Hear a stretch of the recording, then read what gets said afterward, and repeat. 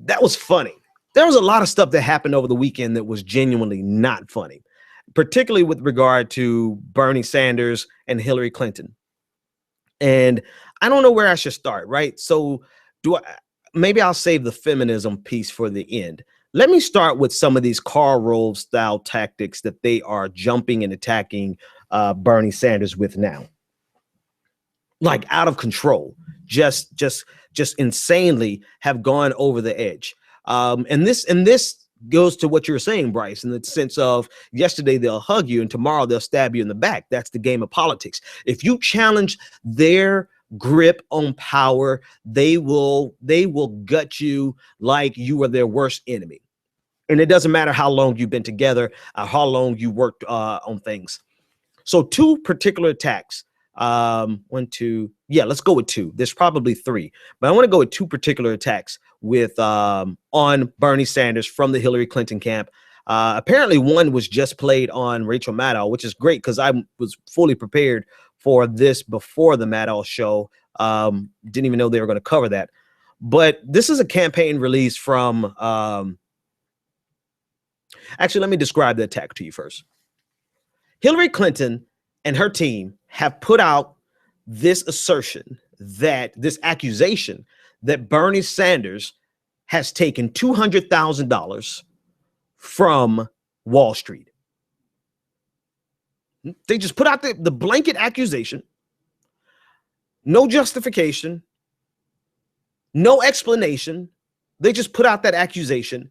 And what do the Hillary minions do? The same thing other minions would do, right? Let's be real. If Bernie Sanders drops some red meat into our laps, Bernie Sanders supporters will run around the world with it. But I do think at some point, if it defies logic, we would slow down enough to say, wait a minute, let's check this out for ourselves. Okay. No idea what's going over there on Spreaker. So Spreaker, I'm going to owe you guys a broadcast all to yourself. Yeah, Spreaker, I'll owe you a broadcast all to yourself. And if it's that bad, then I'm just going to go ahead and end it over here. All right. If something defied logic, no matter where it came from, we're going to question it. I think I would. And so this assertion that that Bernie Sanders has been accusing Hillary Clinton and Democrats in general of taking money from Wall Street, and then all of a sudden we find out that he himself took $200,000 from Wall Street, something is either amiss or something just doesn't add up. And the reality of it is, it just doesn't add up. So Jeff Weaver of the Bernie Sanders campaign released a statement earlier today. I knew something had to be up. I couldn't quite put it together myself, but Weaver did. Weaver put it together for us. Bernie Sanders' campaign manager, Jeff Weaver, issued the following statement in response to false claims by the Clinton campaign. It is very disturbing that as the Clinton campaign struggles through Iowa and New Hampshire, got a nice little jab in there. It's very disturbing that they have become increasingly negative and dishonest. No, Bernie Sanders will not dismantle healthcare. And then he goes through a litany of things that they've accused him of, right? We've debunked all those. Let's go to the point. Today's attack from Secretary Clinton, whose super PAC just received $15 million from Wall Street, is even more absurd. Bernie Sanders, who has never accepted corporate PAC money in his life, is now accused by Secretary Clinton of taking about $200,000 from Wall Street firms. How do they reach that false and absurd conclusion? They assume that every nickel that Bernie Sanders received from the Democratic Senatorial Campaign Committee for his Senate campaign came from Wall Street. This is obviously preposterous. You guys see how that worked? Do you see the manipulative game that they are willing to play with the truth in order to, okay, so let me help you out. The Democratic Senatorial Campaign Committee is the fundraising arm of the Senate that raises money for all of the senators of that caucus, with the Democrats for the purposes of getting them reelected. And so Hillary Clinton has said, because Bernie Sanders took $200,000 from the DSCC. This is equivalent to him taking $200,000 from Wall Street. Now, number one, this would mean that it requires 100% of all the funds ever raised by the DSCC to have come, 100% would have had to come from Wall Street, which anyone with any modicum of common sense knows that's not true.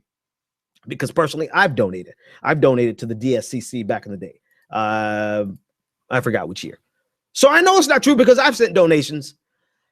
That's number one. Number two, you would have to believe that Bernie Sanders knowingly knew that this money came from Wall Street and he accepted it anyway.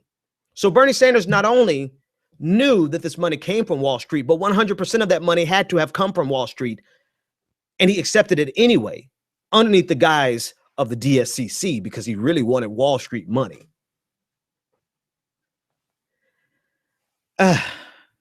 These are the games that they're willing to play with reality and with truth. And it gets worse. So there's another attack. I'll go to the other attack in a minute. But what happens is Hillary Clinton puts this out, and apparently I'm questioning, was she, and let me check Twitter. You guys tell me on Twitter, was she actually the one on Rachel Maddow saying this tonight? Let me see. HRC to Maddow tonight says Sanders has taken Wall Street money via campaign donations. Yeah, so it apparently was Hillary Clinton. So Hillary, hang on. I can't believe that. I can't believe, like, it's one thing to get your campaign to do it, but it's another thing for you yourself to get on national TV. So somebody, before I even finish that train of thought, I just need somebody to confirm, say yes or no. Yes, it was Hillary Clinton on national television with Rachel Maddow saying that Bernie Sanders took $200,000 from Wall Street. Even if it wasn't her directly, her campaign is asserting this, and this is a obvious lie. There's no way to cut it other than this is an obvious lie. This is a distortion on truth that doesn't even get to be called a misrepresentation, doesn't get to be called a half-truth. This is a blatant lie. And this is the level that Hillary will stoop to in order to save her failing campaign. Because as it appears again today, reading some information from one of President Obama's old campaign managers, they have some chaos within the campaign itself, particularly around strategy. Hillary Clinton is having chaos around strategy, and this is part of strategy. You know, what is your message? What message are you going out with? Yeah, yep. I'm getting tweets saying, yes, she said it with her own lips. I'm not kidding. Thank you, Patrick. So you have a problem with messaging. You're looking at doing some shakeups after New Hampshire. And because you didn't organize your campaign well enough, you get on television with this message that is absolutely a lie. And not only that, it's the most nefarious type of lie because it is attacking. It does exactly what Karl Rove taught you how to do, Hillary. Karl Rove taught everyone that if someone has a strength, you attack that strength. You don't concede that strength, you attack that strength. John Kerry's strength was his military service, a distinguished military career. And what did Karl Rove show George W. Bush to do? Attack him on his service. Do just enough damage to make it all a wash. And Hillary Clinton knows that Bernie Sanders, his number one trait is his integrity and what he stands for. He has consistently stood for. And so what does she do? She takes a page right out of Karl Rove's book and she attacks Bernie Sanders on his strength. This is a conservative tactic. This is a conservative method. And all things considered, with everything else we're having the conversations about Hillary Clinton on, Hillary Clinton is a conservative. Caller, you're live on the air. PJ.